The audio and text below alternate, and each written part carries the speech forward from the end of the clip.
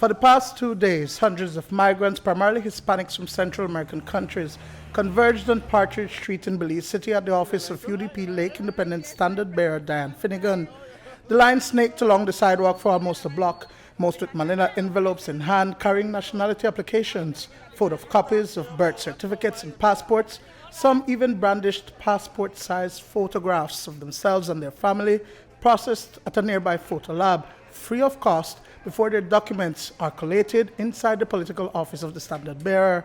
Reminiscent of the illegal processing of migrants back in 2012, Finnegan says it is quite the opposite. Over the weekend, I was in the Holy Emmanuel area, and some of the residents approached me about, one, the length of time that it has been going on for them to get their papers.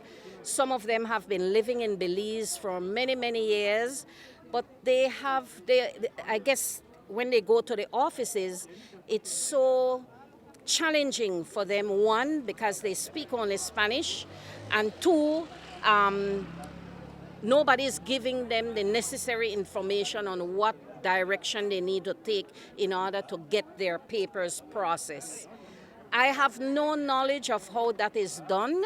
According to several migrants we spoke with, they have been living in Belize for over a decade and have Belizean-born children. They are taking advantage of the opportunity to get their immigration status regularized. Started here, I applied for nationality. Long time I applied for nationality for 2015 and nothing not coming yet. So I will try. If it's something that happen, I got my data right here, Belize. Yeah, I got my life right here. How long have you been living here in Belize? 13 years. Yo necesito tener nacionalidad. I want to have nationality, and I have a piece of property to the back, and I want them to give me land papers. I also have 2 Belizean daughters as well. They're treating us well. I've never voted, but if they give me my nationality, I will definitely vote.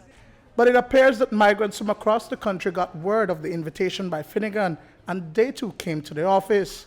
So why deliver your documents to a constituency office and not the immigration department located at the Charles Bartlett Hyde building, or for that matter, at offices within each municipality?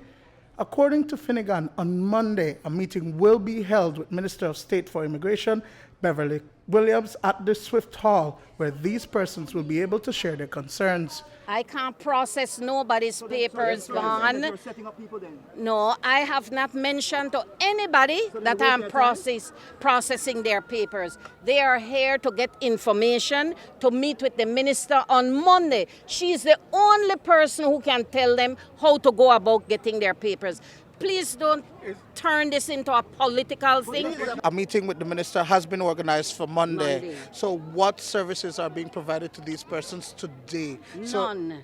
So why are they here? The only reason they're there, some of them brought their documents, and there are a lot of them who already have their residency. Some of them have their receipts for their nationality, but it has taken such a long time. If you can help them to speed up the process to get their documents, why not?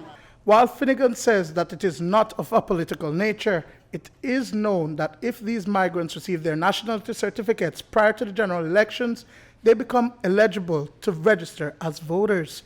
When we spoke with PUP Chairman Henry Charles Usher today, he says that the actions are concerning. Minister Beverly Williams conceded that it is part of a wider system to garner supporters come election day. Is it a tactic being used to, hey, we're helping you now, help us when general elections? Mind you, there's one upcoming. So why you think I'm sitting here? If I'm providing a service, I can't force anybody to vote for me. But you're hoping and genuinely providing service to people in need that people would say, well, I was, thankful, and I see that I have some improvement, but you don't know if they will vote for you.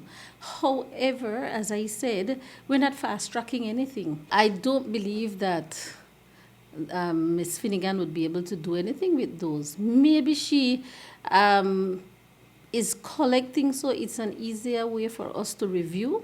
In advising, we would look at those documents and advise. There will be nothing official issued at Swift Hall. It cannot be when it has to be processed in the computer. Some of those things go before a committee. Remember, we have these committees. I always say immigration is a department of committees.